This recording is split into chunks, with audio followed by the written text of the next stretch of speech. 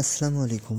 আপনারা যারা ভাবছেন যে আপনারা আপনাদের ফেসবুক প্রোফাইলের নাম চেঞ্জ করবেন, তাদের জন্য মূলত আজকের এই ভিডিওটা।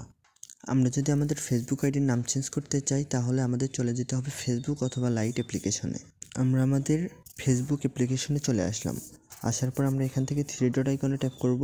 তারপর এখান থেকে দেখতে পাচ্ছেন সেটিংস যে অপশনটা আছে, এখানে ট্যাপ করব। এখানে ট্যাপ করার পর এখান থেকে দেখতে পাচ্ছেন পার্সোনাল ডিটেলসে ট্যাপ করব।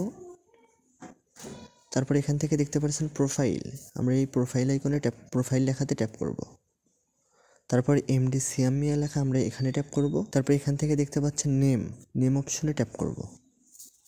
তারপর এখানে আছে এমডি সিয়াম মিয়া, আমি এখান থেকে আমার নামটা চেঞ্জ করে দেব। আমি আমার নামটা চেঞ্জ করে দিয়েছি। আমি যদি চাই এখান থেকে মিডল নেম অ্যাড করতে পারি এবং লাস্ট নেম অ্যাড করতে পারি। এখন আমি কি করব, এখান থেকে আমার কাজ শেষ। এখন আমি এখান থেকে রিভিউ চেঞ্জ এই অপশনে ট্যাপ করব।